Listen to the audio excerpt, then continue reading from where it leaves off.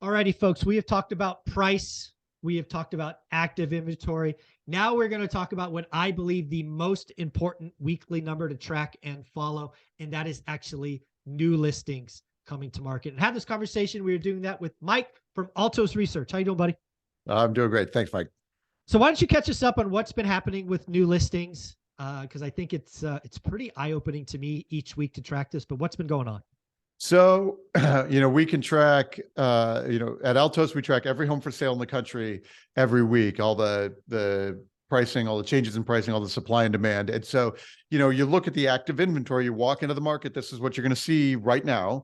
And this is what the prices are. And these are how many that have taken price cuts. And like, that's rich with signal about what's happening. And one of the things that we like to track are the new listings. So each week, the cohort of properties that got listed for sale this week. And this week, there were 62,000 and then another 18,000 or so, 19,000 that what we call were immediate sales. So, so they're like unsold, gone and sold, right?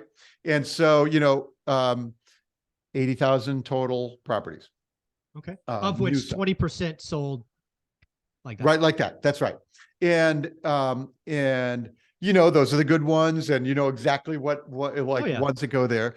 But what that shows is like that's 80,000. And if you think about number of home sales in a year, and if you wanted to have 5 million, you need 100,000 a week. Exactly. And we had 80,000, and it's June. Right? Yeah. It's May. It was like May 27th. Like it's like, so it is dramatically fewer sellers than we need to have for like to get lots of transactions volume picking up. Yeah. And you do a great job. Again, people got to follow you on YouTube or on Twitter or both. You're doing a great job of taking today's context, which I greatly appreciate, and going, okay, guys, here is what it was in 19 and 20 and 21. And again, 2020 and 2021 were pretty interesting, unbalanced housing markets. There were net new listings then. There were more then than today. That should be eye-opening for folks. Dramatically. This should scare you, frankly. There were fewer new listings a few weeks ago than the first 4 weeks of the pandemic. Think about that. The first 4 weeks of the pandemic, our economy is shut down. Real estate agents can't hold open homes. And we had less listings this week than then. That should be frightening. It was wild. So we have crazy.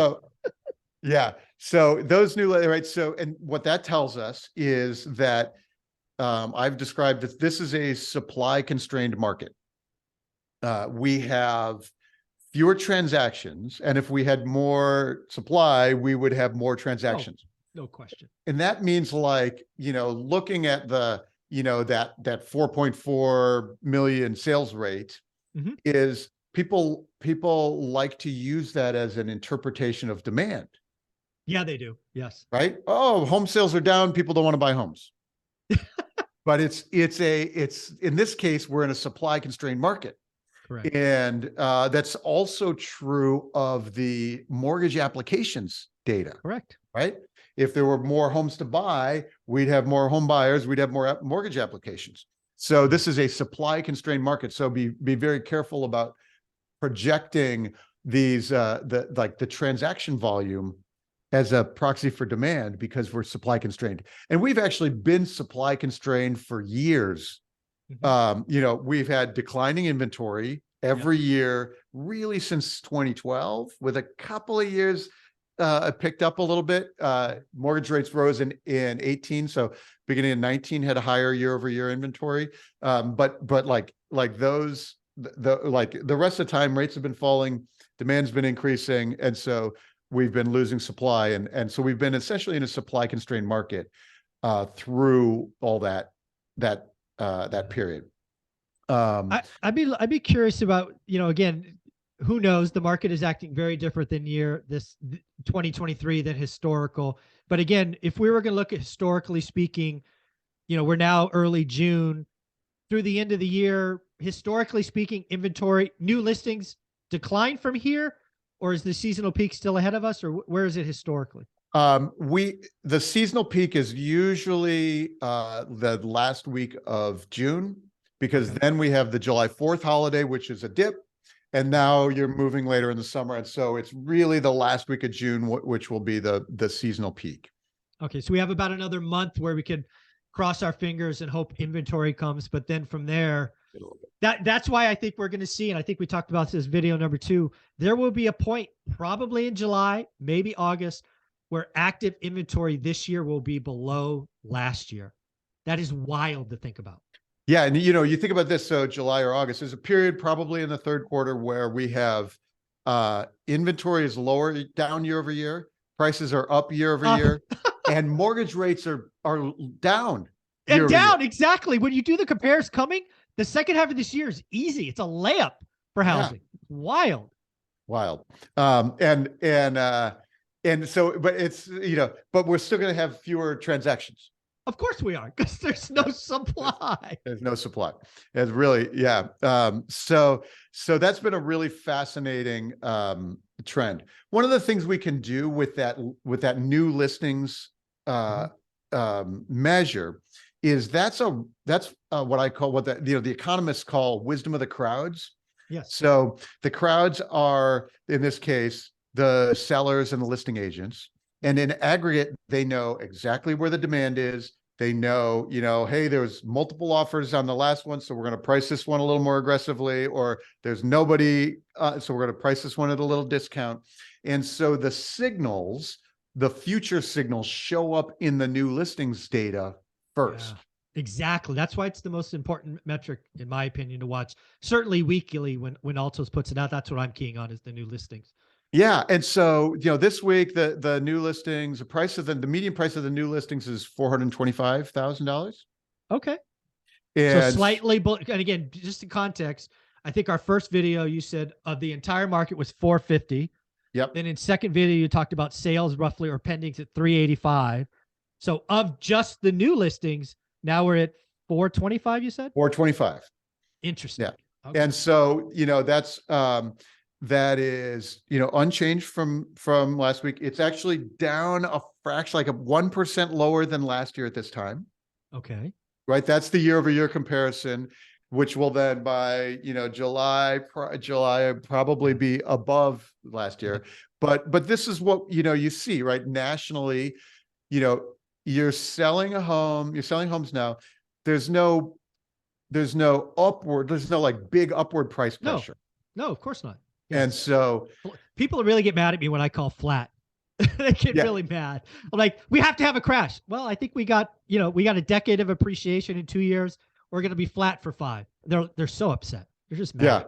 Yeah. And that's really what we can see there, right? Is that there's enough demand at these prices, at these mortgage rates, to eat up the inventory. We know that there's not, we know that there's that last year at this time, the new listings prices were falling very quickly. And this year they haven't started falling yet. So our year over year comparison is starting to get better, right? And so we know it's a dramatically different market. It's dramatically different from where we started the year. Mm-hmm. But it's not, but it's not like, the multiple offers are like multiple offer at list. Yeah, right? Exactly. It's not 50K over, it's just, the nonsense of last July or whatever, or June, is not there today, which is much better and much healthier. The other thing that I think is really common, I'm sure you have this data, if you probably don't have it at your fingertips, but I'm sure you could get it. I think we learned 2 things last year. 7% stops the market. And there was a week sometime late in the year where it went to 599. 6% reinvigorates it. I think with the data is there, I'm sure if you had Altos research, you can get that data. Why that's important is depending where you come down on interest rates. If you're in the camp that rates are going higher for longer and mortgage rates are going to stay 7, you have one thought track of everything we've talked about today. If you're where I'm at and rates trend lower all year and will be below 6 by the end of the year, my wild ass guess, who knows? That does one thing to the market. So I think what we learned last year is rates matter. Is that kind of in the data? I think it is very clearly. We saw a very unusual surge in inventory and surge in price cuts at the second to third week of September last year.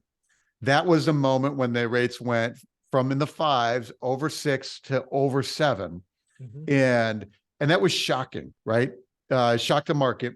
Oh yeah. Just locked it up. Yep. Locked it up. Right. And then, and it happened so quickly. There weren't like buy down programs in place or anything yet. But now after the start of the year, now there's like buy down programs, and there's like people. You could also go to your you can go to your builder and get them to buy you down to 499. You want to rate sub 5? Go new construction. Go no, exactly. Like those things took a little bit for people to navigate and go, oh, okay, yes. Rate is 6.5, but really I'm paying 5.9 or whatever, right? And that took them a little while to figure that out. Mm-hmm. So transactions picked up again this spring, and and the demand, the relative levels of demand picked up, and then last week we had our surge over 7. We did exactly, and the place I could potentially see it first is we're tracking the pendings each week and the new pendings. So last week, the number of homes that were newly in contract dropped by 6%, 5% in 1 week. Rates matter. Rates matter. And it's 1 week, right? It's 1 week a data point. The early data for this week. It's real. This is you're tracking stuff that's happening right now. All these other people that are 2 months late, by the time they report their garbage, it's like the market's different today, guys. What are you doing? Yeah. And so we're watching those pendings. This is a holiday week. There's fewer transactions happen there. So, it'll be interesting to see in a week or two, if rates have drifted, they started drifting a little bit lower, already. And if they keep going, it'll be really interesting to see where that picks up later in the middle of June. It's going to be a lot of fun. Folks, if you want to get up-to-date information, Altos Research is the place to go. Mike, where should we send them? So the Altos Research website, you can we have a free ebook there where you can get how to use market data, how to talk about the data, how to interpret the data, and use it in your business. And you can also run reports and get free reports at altosresearch.com. You can follow me on Twitter, Mike Simonson, or LinkedIn. And our YouTube channel is the Altos Research YouTube channel. And we post the videos there every week. So subscribe there and stay tuned. Is it every Monday, or you try for every Monday? Every Monday. Monday. We started, it's funny. We started the beginning of the pandemic. Lockdown happens. It's April, early April of 2020. And I was like, well, if this market is going to tank, and I should tell people about what's happening right now. And so I started doing the videos, and the market did absolutely the opposite. Absolutely the opposite that I expected. And I was like, that we had 3 weeks of buyer opportunity. We did 3 weeks of down price, 3 weeks of, and all of a sudden it's like, this ain't so bad. People are buying houses. And so, but I've been doing it every week, for 3 years now. Yeah. That's awesome. Folks, again, seriously, subscribe to Altos Research. The Monday videos are important. We can look at price, inventory, and again, my favorite, new listings. We can look at pendings for the week. It's just full of information, not like Case-Shiller, not like FHA, months in the past. You want stuff today, Altos Research is the spot. Mike, thank you so much. All right, Mike. Thanks.